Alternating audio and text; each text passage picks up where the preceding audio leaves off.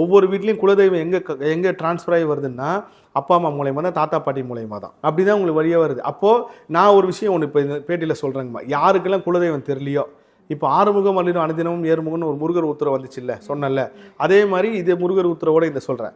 யாருக்கெல்லாம் குலதெய்வம் தெரியலையோ, இல்லை குலதெய்வம் என்னன்னு தெரில, எங்கே இருக்குன்னு தெரில, எந்த மதத்தில் இருந்தாலும் சரி, கிறிஸ்டினாக இருந்தாலும் சரி, முஸ்லீமாக இருந்தாலும் சரி, மனிதனாக பிறந்தீங்கல்ல, உங்கள் முன்னோர்கள் தான் குலதெய்வம். தாத்தா பாட்டி, தாத்தா பாட்டியோட அப்பா அம்மாவில் இவங்க எல்லாரோட சக்தி உங்களுக்கு இருக்குன்னா அதுக்கு ஒரு மந்திரம் இருக்குது. இது நான் பல வருஷமாக சொல்லிட்டு இருக்கேன். அது நீங்கள் எந்த கோயிலுக்கு போனாலும் சரி, முருகனையே பார்க்க போனாலும் சரி, முதல்ல இந்த மந்திரத்தை சொல்லிட்டு அதுக்கப்புறம் நீங்கள் முருகனை கும்பிடுங்க. சின்ன கோயிலுக்கு போனாலும் சரி, பெரிய கோயிலுக்கு போனாலும் சரி, என்னன்னா எங்கள் குலதெய்வமே சக்தி தெய்வமே உங்களுக்கு கோடி நமஸ்காரம், இவ்வளவுதான். இந்த ஒரே வார்த்தை தான். எங்கள் குலதெய்வமே, எங்கள்னு வச்சுக்கலாம், இல்லை என்னன்னு வச்சுக்கலாம், என் குலதெய்வமே சக்தி தெய்வமே உங்களுக்கு கோடி நமஸ்காரம். இந்த வார்த்தையை நீங்கள் சொல்லிட்டு நீங்கள் மற்ற எந்த இஷ்ட தெய்வத்தை கும்பிட்டாலும் உங்களுக்கு குலதெய்வம் சக்தி வந்துக்கிட்டே இருக்கும். இது சத்தியமான உண்மை.